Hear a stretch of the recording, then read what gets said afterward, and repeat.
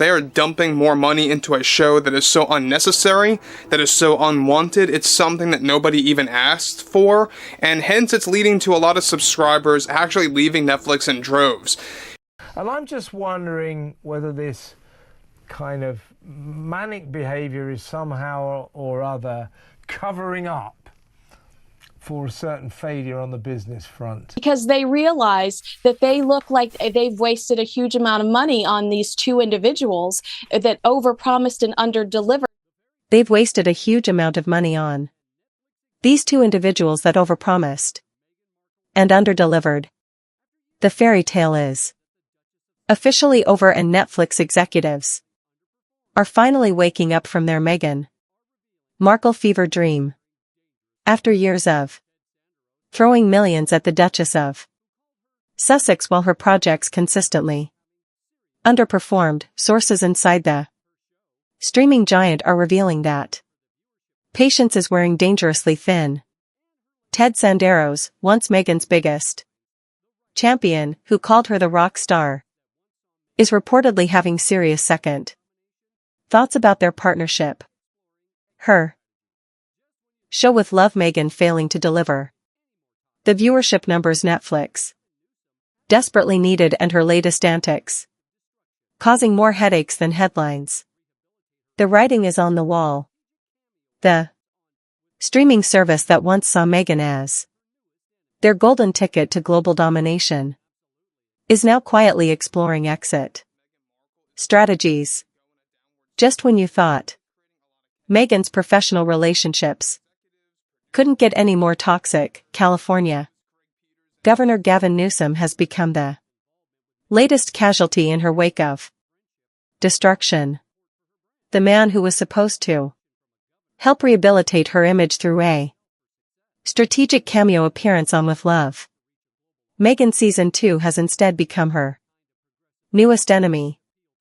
And the behind-the-scenes drama is absolutely explosive.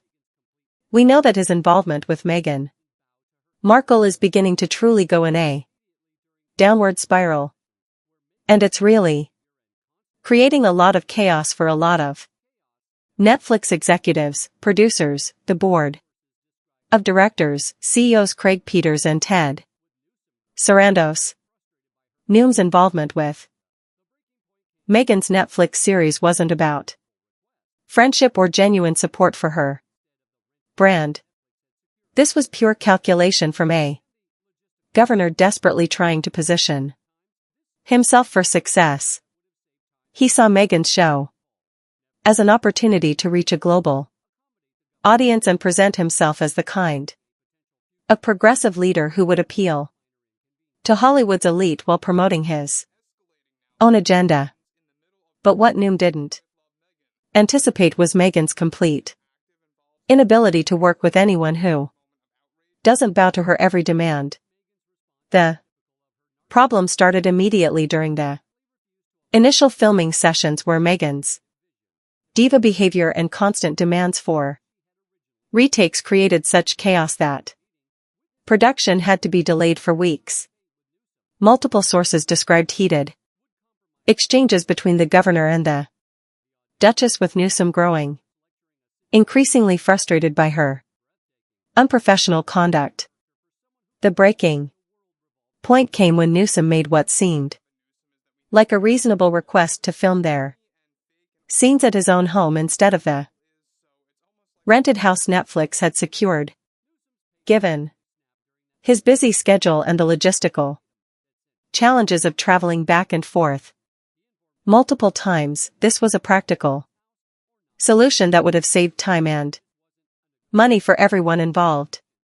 Netflix executives immediately agreed to accommodate the governor's request, understanding that keeping a potential future figure happy was worth the minor inconvenience. A Newsom and Meghan Markle drama escalating now behind the scenes in the middle of reshoots for With Love Meghan. One major development that is now active involves how Gavin Newsom had yet another moment of outrage with Meghan Markle. But Meghan's response was typical. of her narcissistic personality. She flatly refused to allow any changes to her creative vision, demanding that everything be filmed exactly as she had originally planned. During a remote creative meeting, witnesses described Meghan having an all-out debate with Newsom, insisting that filming at his house would compromise the visual aesthetics of her show.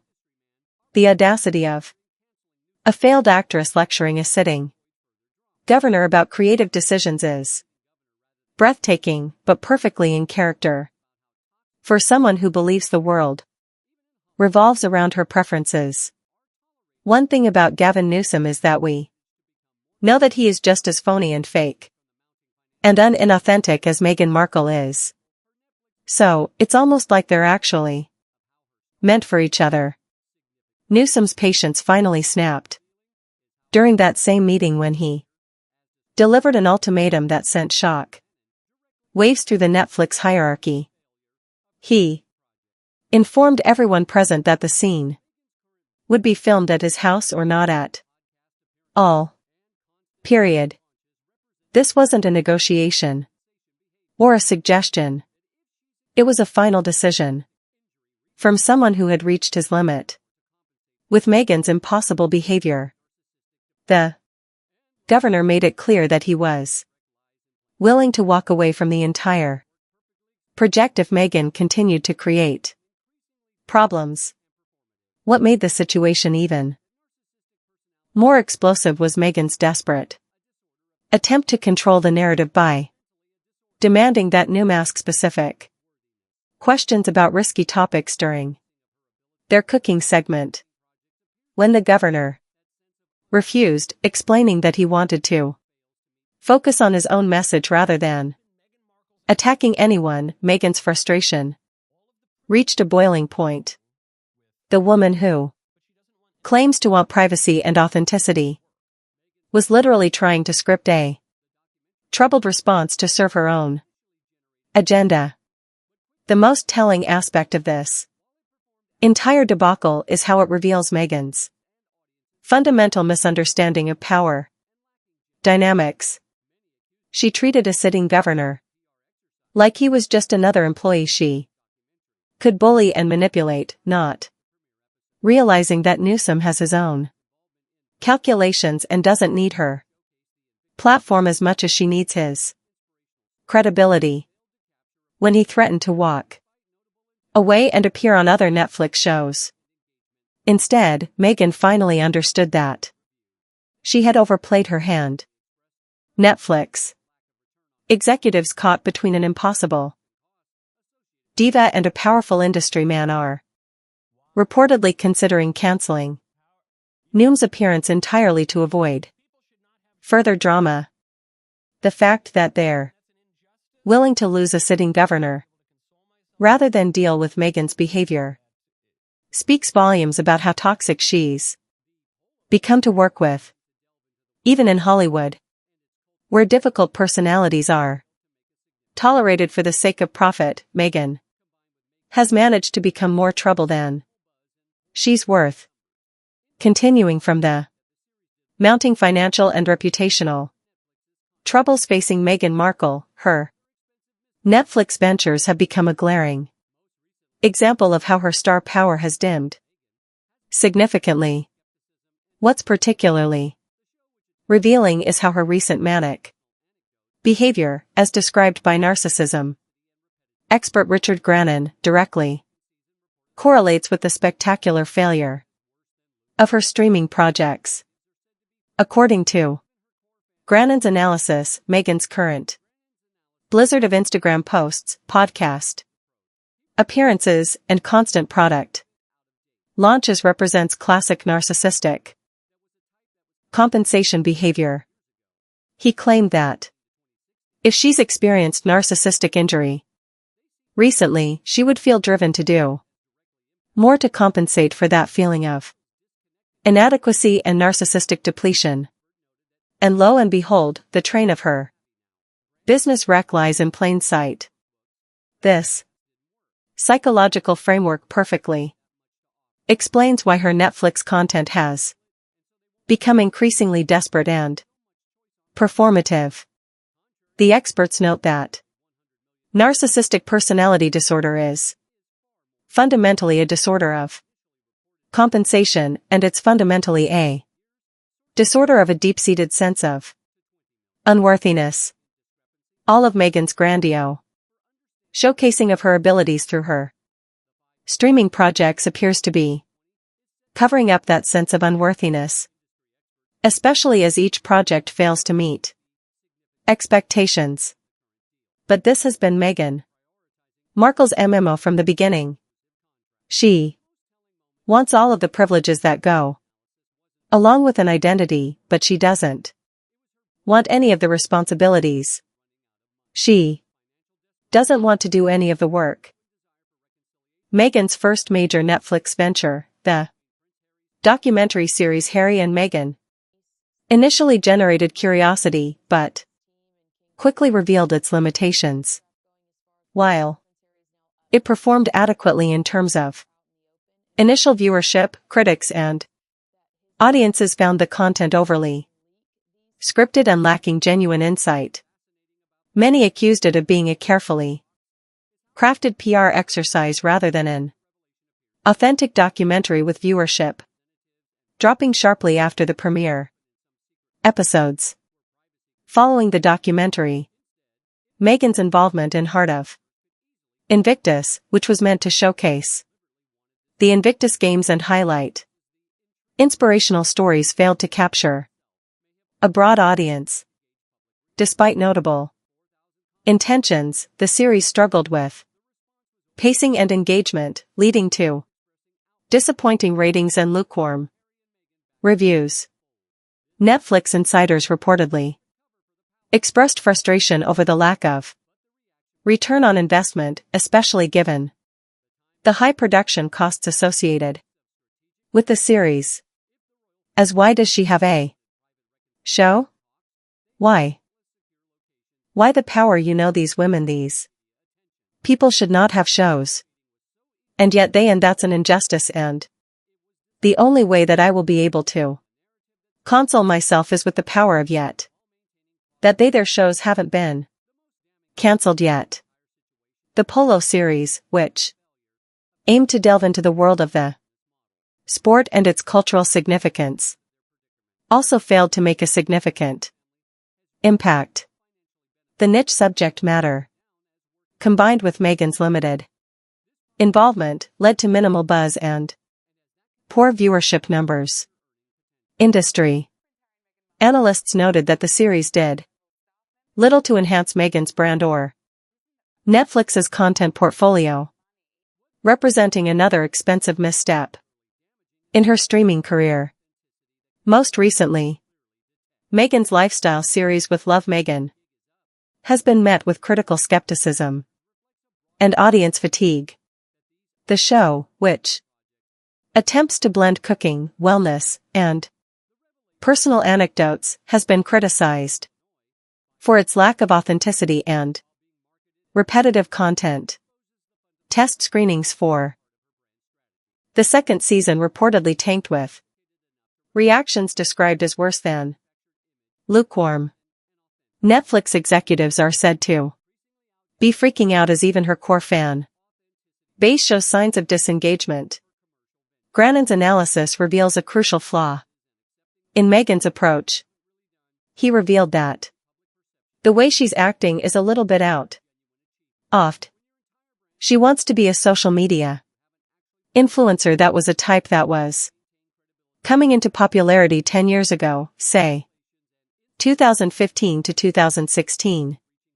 But people are burned out with this. They see through it. This outdated strategy has directly impacted her Netflix content, which feels disconnected from current audience preferences. The expert noted that everybody's very social media savvy now. Branding your own wine, branding your cookbooks. Her podcast didn't work. She fundamentally really doesn't have that much to offer. And people know that. They feel it, and so they won't buy into it because they have so much choice online now. Contrary to widespread reports of a $100 million Netflix windfall, the reality is far more modest.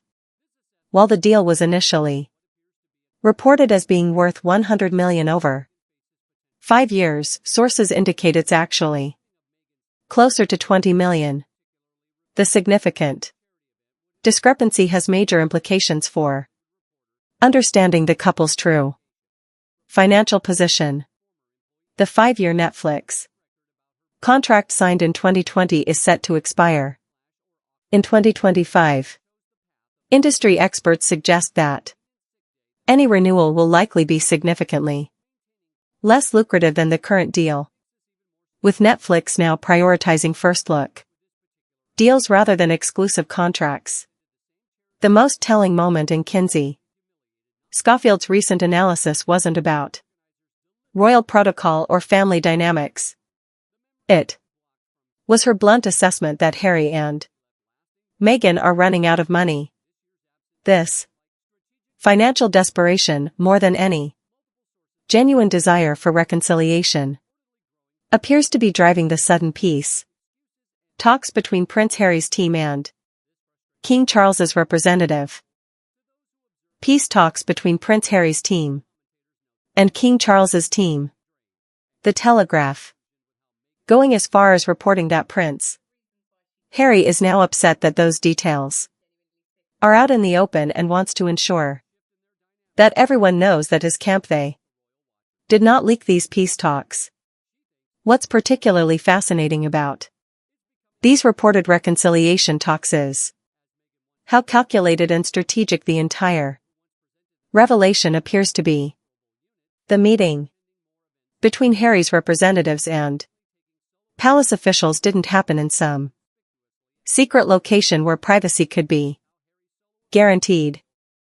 Instead, it occurred at a venue where photographers could easily capture the moment, suggesting someone deliberately wanted this story to break.